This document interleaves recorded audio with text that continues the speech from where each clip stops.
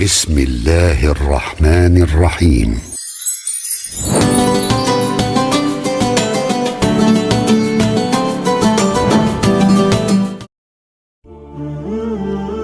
Bismillahirrahmanirrahim. Alhamdulillahirabbil alamin wa bihi nasta'in wa ala umuri dunya waddin. Asyhadu an la ilaha illallah wahdahu la syarikalah wa asyhadu anna Muhammadan abduhu wa rasuluh alladzi la nabiyya wa la rasula ba'da. Amma ba'du. Sahabat-sahabat dimanapun berada, alhamdulillah ketemu kembali dalam acara Kurma Kultum Ramadan. Alhamdulillah, semoga ibadah saum kita dan ibadah-ibadah yang lainnya diterima oleh Allah Subhanahu wa Ta'ala.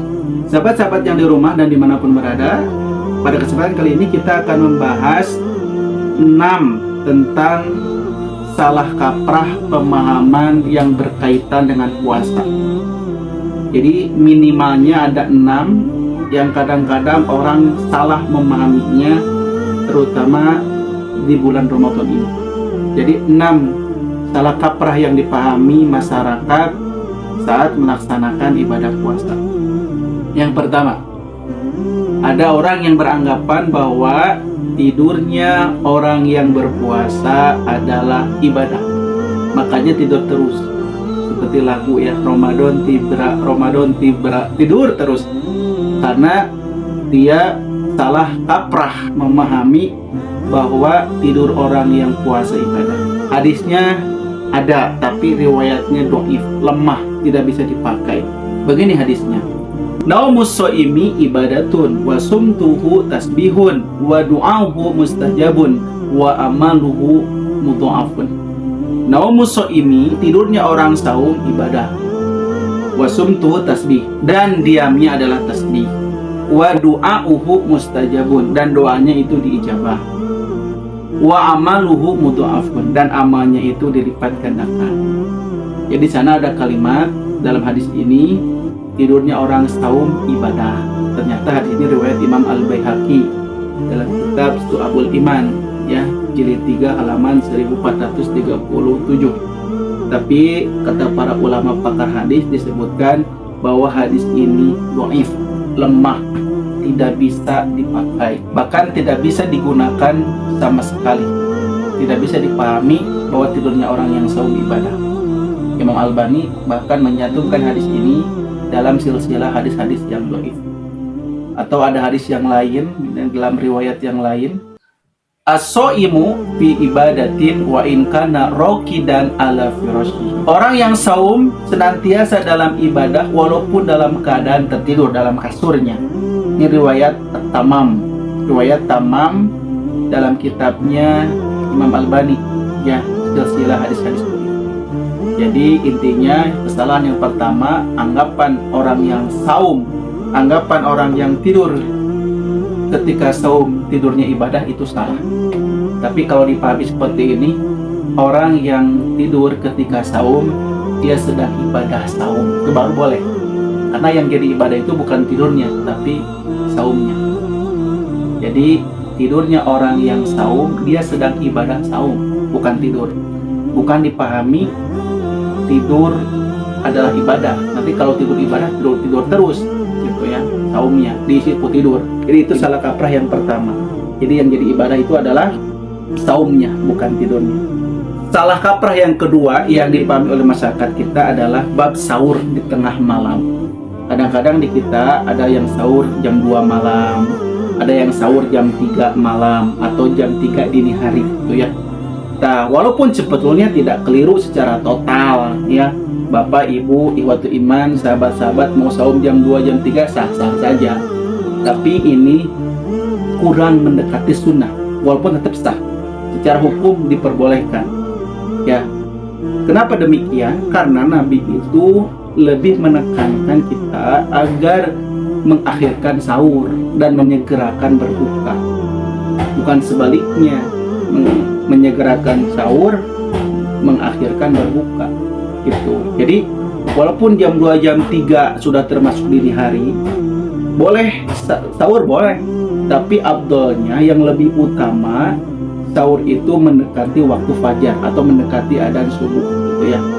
Tapi harus ada pertimbangan waktu. Kita lihat Mungkin untuk ukuran sekarang itu sekitar jam 4-an. Jadi sahur yang ideal ya seperti sunnah Nabi itu idealnya ya, lebih utamanya yaitu jam 4 subuh ya. Kalau jam 2 jam ketiga itu sahur dini hari gitu ya. Walaupun sah tapi tetap lebih afdol yang afdol menjelang azan subuh. Hal ini pernah ditanyakan oleh sahabat Ibnu Abbas kepada Zaid bin Sabit. Kata Ibnu Abbas, kam kana bainal adzan was sahur. Berapa jarak antara adzan subuh dan sahur? Kata Zaid bin Sabit, qadru khamsina ayatan. Seukuran membaca 50 ayat. Jadi lamun membaca 50 ayat sekitar setengah jam. Walaupun sah-sah saja ya kalau ada yang sahur jam 2 sampai jam 3. Dalam kitab Al-Majmu' disebutkan bahwa waktu sahur baina nisfil lail wa tulu'il fajr. Waktu sahur itu antara pertengahan malam sampai waktu terbit fajar, itu adzan subuh. Tapi tetap afdolnya sahur itu adalah setengah jam atau menjelang adzan subuh.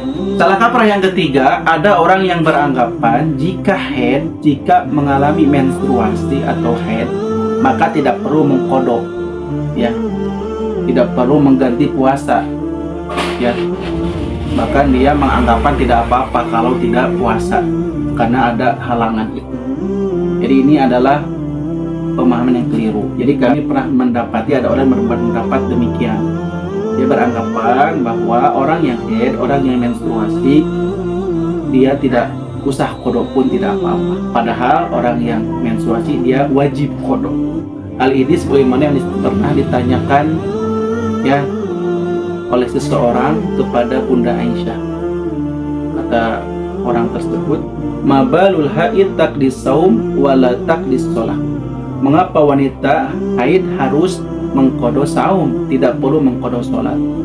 Maka Aisyah menjawab, faqalat al-haruriyah ant. Kata Bunda Aisyah, apakah engkau wanita haruri, wanita Hawarij? Ia menjawab, qultu lastu, bukan, aku bukan Hawarij.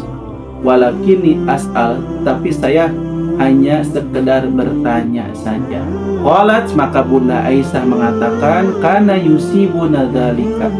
Dahulu hal itu pernah terjadi kepada kami.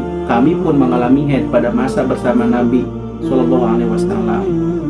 Fa nu'maru, maka kami disuruh oleh Nabi biqadha saum, untuk mengqadha saum, wala nu'maru biqadha shalah, dan kami tidak diperintah mengqadha salat. Jadi yang harus diqadha itu adalah saum. Ya, itu hadis riwayat Imam Al-Bukhari dan Imam Muslim. Ini juga sejalan dengan kesalahan yang keempat ya. Yang keempat berpendapat bahwa orang yang haid, orang yang menstruasi cukup membayar fidyah, tidak boleh qadha. Padahal ini keyakinan yang keliru, pemahaman yang keliru. Sebagaimana dalam hadis yang tadi disebutkan bahwa wanita haid itu dia wajib mengqadha saumnya. Ini yang keempat, salah kaprah yang keempat. Wanita haid bukan fidyah tapi mengqadha. Salah kaprah yang kelima. Ada orang yang berpendapat seperti ini. Berbohong membatalkan puasa, berdusta membatalkan puasa. Mesti dipahami bahwa berdusta, berbohong tidak membatalkan puasa.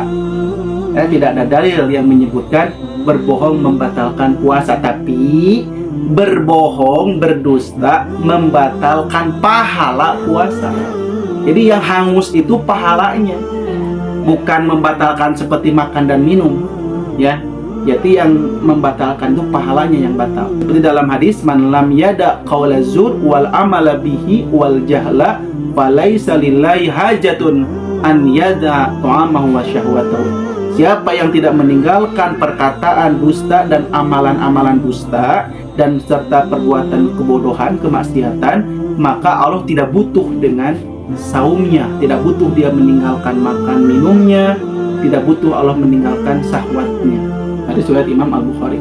Allah tidak butuh orang yang saum tapi dia berdusta. Jadi yang jadi batal bukan saumnya tapi pahalanya gugur gara-gara perkataan dan perbuatan dusta. Kenapa? Karena andaikan berbohong itu membatalkan puasa, begitu banyak maksiat-maksiat lain yang bisa membatalkan puasa juga. Ini sangat berat untuk dipahami.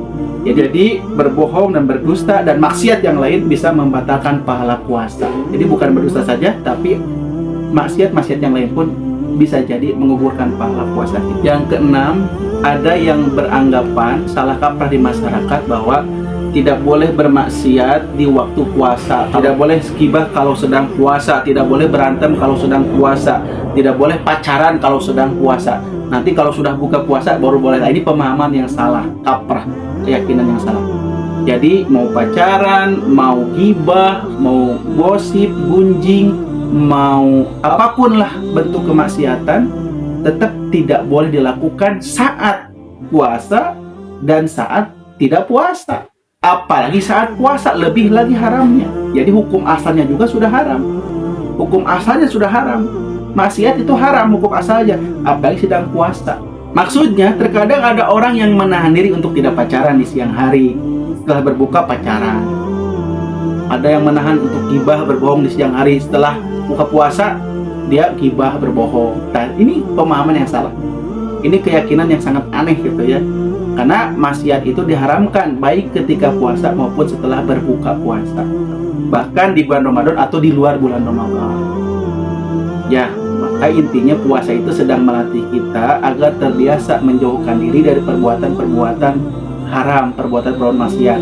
Jika yang boleh saja kita mampu meninggalkannya, maka minum kita mampu meninggalkannya. Apalagi yang haram, kita dilatih untuk bisa meninggalkannya.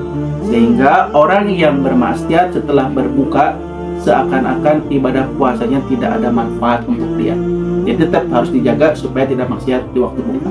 Jadi bermaksiat setelah berbuka tetap berdosa. Ya, tidak ada yang kalimat ada yang ngajak berantem di siang hari, tunggu nanti maghrib kita berantem setelah buka, itu tetap dosa. Lagi saum juga dosa, lagi tidak saum pun tetap berdosa. Apalagi lagi saum dosanya double. Sahabat-sahabat sekalian, itulah 6 salah kaprah pemahaman yang beredar di masyarakat yang berkaitan dengan puasa. Mudah-mudahan mencerahkan. Demikian aku qouli hadza wa astaghfirullahaladzim. Assalamualaikum warahmatullahi wabarakatuh.